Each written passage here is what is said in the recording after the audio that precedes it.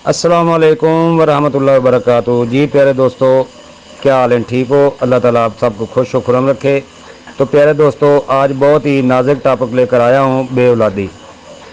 बेऔलादी परेशान कौन हो सकती है और बहुत से लोगों को तनाव, उदासी या नाउमीदी के एहसासात का सामना करना पड़ता है। बेऔलादी के शिकार कुछ लोग अफसरदा हो जाते हैं। इसका ख़वातीन के ज़हनी सेहत पर गहरा असर पड़ता है। किसी की ज़िंदगी के जिस्मानी जज्बात, जिनसी, रूहानी और मालियाती पहलू सब बेऔलादी की इस बीमारी से मुतासर होते हैं। कहकर गुस्सा, एहसास, जुर्म, उदासी और इसके साथ नाउमीदी भी लाता है। इस ब्लॉग में बेऔलादी के तनाव को कम करने के लिए कुछ तजवीज़ हैं जो आपकी मदद कर सकती हैं। बेऔलादी की वजह से होने वाले ज़हनी दबाव की अलामत। बहुत सारे हुक्मात राज ये समझते हैं कि बेऔलादी एक तिब्बी मसला है, लेकिन बेऔलादी के शिकार लोगों में शर्म और एहसास जुर्म बरकरार होता है। बड़े अरसे तक कोशिश करने के बाद हमला ना होना इंतहाई मायूस कन और नाउम्मीद करने वाला हो सकता है। बेऔलादी का तल्लक आमतौर पर उम्र, बुनियादी जिस्मानी हालात या ऐसे रवैये से होता है जो ज़रखेज़ी में आर्जी रुकावट बनते हैं। इसलिए ख़ुद को मोर्दे इल्ज़ाम ठहराना बंद करें।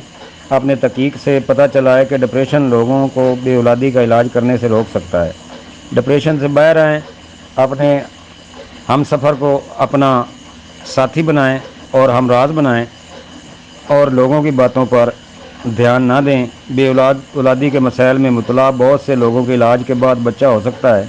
जैसे कि कुछ लोग सोचते हैं कि इलाज काम करेगा भी कि नहीं। ये किसी शख्स की ज़हनी सेहत को नुकसान पहुंचा सकता है। ख्वाहिश रखने के बावजूद अगर आप भी हमल में तख़ीर की वजह से फ़िक्रमंद हैं तो माहिर और काबिल भरोसा हुक्मा से मशवरा ज़रूर करें। बेऔलादी के तनाव के इलाज के लिए माहिरीन का तरीक़ाकार, दिमागी सेहत के पेशा वर माहिरीन अफराद गम और नुकसान के ज़रिए मरीज़ों की रहनुमाई करने और इलाज का फ़ैसला करने में इनकी मदद के लिए अहम किरदार अदा करते हैं। दिमागी सेहत अच्छी होनी चाहिए, डिप्रेशन से बाहर रहना चाहिए, अच्छी ग़िज़ा खानी चाहिए, प्यार और मोहब्बत से जुड़ा रहे। बेऔलादी के तनाव को कम करने की तजवीज़। बेऔलादी के शिकार अफराद में एक ज़हनी दबाव हो सकता है, ख़ास तौर पर जब हमला होने के लिए बहुत ज़्यादा प्रेशर हो। बेऔलादी के शिकार लोग डिप्रेशन का शिकार हो जाते हैं, इसके इलाज में मददगार नहीं होते। अपने साथी से अपने एहसासात और ज़रूरत के बारे में बात करें और अपने साथी को हालात का मुकाबला करने दें। अपने इख्तलाफ के बारे में बात करें और तनाज़ात से बचें। ख़ानदान और दोस्तों के साथ बातचीत करते रहें और ख़ुद को अलग थलग करने से गुरेज़ करें। समझें कि आप तफसीलात में जाने के बगैर अपनी सूरत हाल के बारे में बात कर सकते हैं और दूसरों को बताएं कि वो आपकी मदद कैसे कर सकते हैं। तो प्यारे दोस्तों, चलते हैं नुस्खा की तरफ। नुस्खे से पहले अपनी सेहत का ख्याल रखें, अपने चेकअप करवाते रहें, सेहतमंद ग़िज़ा खाएँ, बाकायदगी से वर्जिश करें, मुनासिब नींद लें और तफरीह के लिए वक्त दें। इसके अलावा एक वजूहत और भी है, जरासीम मादा मनविया में पैदा ना होना या कम हो। इसकी वजह मसाने में पस का पैदा होना। दूसरी बड़ी वजह मसाने में गर्मी का बहुत बढ़ जाना। अल्लाह ताला ने मर्द की पैदाइश के वक्त दूध की तसीर ठंडी और इसी माँ का दूध जब बच्ची पैदा हो तो गर्म तसीर हो जाता है। ये हमारे लिए एक गाइडलाइन है। तो मेरी गुजारिश ये है कि सुप्रामिया के इलाज के लिए सबसे पहले मसाने को ठंडा किया जाए। जब ठंडा होगा इसकी काफ़ी सफाई हो चुकी होगी।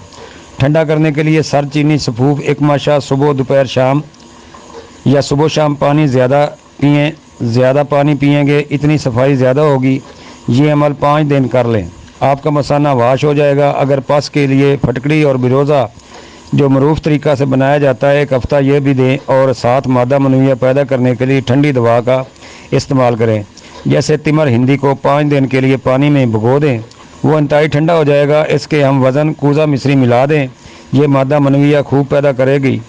इसके बाद सुप्राम के लिए भी ठंडी दवा का इस्तेमाल करें। मैं इसके लिए तुखम उटंगन 10 ग्राम, मगजिया पोता 10 ग्राम, तुखम पम्बा दाना 10 ग्राम, कुश्ता मरवारी 4 ग्राम, कुश्ता बैज़ा मुर्ग 4 ग्राम इनका सफूफ बना लें और 10 दिन ये इस्तेमाल करें। आप सुप्राम बढ़ाने के लिए रेश पीपल, ज़ीरा सफ़ेद, शीर खिश्त, हम वज़न का सफूफ भी इस्तेमाल करवा सकते हैं। मेरे नुस्खे में सर्दी को अहमियत दी गई है। इसकी वजह यह है कि मादा को रोके, ये रुकेगा इसी वक्त जब जमेगा। मैं तो इस तरीक़ा से इलाज करता हूँ और अल्लाह ताला करम भी ज़रूर फरमाते हैं। अल्लाह ताला जनाब हकीम मुनीर अहमद कादरी साहब को भी सेहत तंदुरुस्ती दे और मेरे लिए भी दुआ करें। अल्लाह ताला सबको खुश व खुरम रखे। और बे औलादों को अल्लाह ताला साहिब औलाद बनाए, और जिसके हाँ लड़कियां हैं अल्लाह ताला उनको नरीना औलाद अता फरमाए। आमीन सुमा आमीन। तो प्यारे दोस्तों, अगर औरत में माहवारी की प्रॉब्लम हो, उसको दुरुस्त करने के लिए 2 रेठों को मगज़ कैप्सूल में डालकर माहवारी के पहले दिन दे कर ऊपर से दूध पत्ती का बड़ा प्याला दें। ये अमल 3 माह करना है, सिर्फ माहवारी के पहले दिन।